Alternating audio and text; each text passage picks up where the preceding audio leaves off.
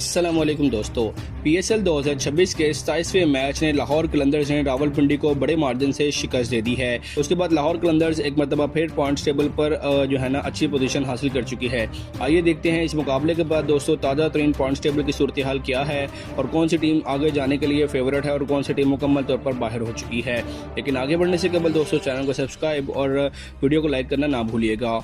दोस्तों points table पर सबसे नीचे पिंडी की टीम मौजूद है, जिसने 7 मैचेस खेले हैं और तमाम के तमाम मैचेस हारे हैं। 0 पॉइंट है और -1.796 के नेट रन रेट के साथ ये टीम 8वीं पोजीशन पर मौजूद है। 7वें नंबर पर कराची किंग्स की टीम मौजूद है, जिसने 6 मैचेस में से 3 जीते हैं और 3 मैचेस हारे हैं। 6 पॉइंट है और -1.501 के नेट रन रेट के साथ ये टीम इस पोजीशन पर मौजूद है। 6ठे नंबर पर लाहौर कलंदर्स की टीम मौजूद है, जिसने 7 मैचेस खेले हैं, 3 में कामयाबी हासिल की, 4 मैचेस में शिकस्त हुई। 6 पॉइंट के साथ -0.634 के नेट रन रेट के साथ ये टीम 6ठी पोजीशन पर मौजूद है। 5वें नंबर पर दोस्तों हैदराबाद किंग्स बैंड की टीम मौजूद है, जिसने 7 मैचेस में से 3 जीते हैं और 4 मैचेस हारे हैं। 6 पॉइंट है, -0.470 के नेट रन रेट के साथ ये टीम 5वीं पोजीशन पर मौजूद है।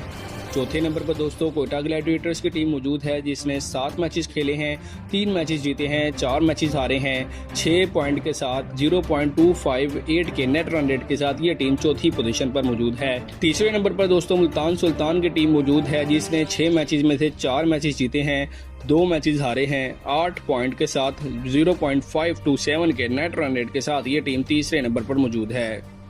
दूसरे नंबर पर दोस्तों इस्लामाबाद यूनाइटेड की टीम मौजूद है, जिसने 7 मैचेस खेले हैं, 4 मैचेस जीते हैं और 2 मैचेस हारे हैं, जबकि एक मैच बेनतीजा रहा। 9 पॉइंट के साथ 1.481 के नेट रन रेट के साथ ये टीम दूसरी पोजीशन पर मौजूद है। पॉइंट्स टेबल पर सर फहरिस्त दोस्तों पेशावर ज़ल्मी की टीम मौजूद है, जिसने 7 मैचेस में से 6 में कामयाबी हासिल की, जबकि एक मैच उनका भी बेनतीजा रहा। 13 पॉइंट के साथ 2.404 के नेट रन रेट के साथ ये टीम भी पहली पोजीशन पर विराजमान है।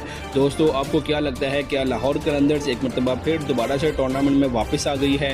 अपनी कीमती राय का इजहार कमेंट सेक्शन में कीजिएगा। मिलते हैं अगली वीडियो में, तब तक के लिए अल्लाह हाफ़िज़।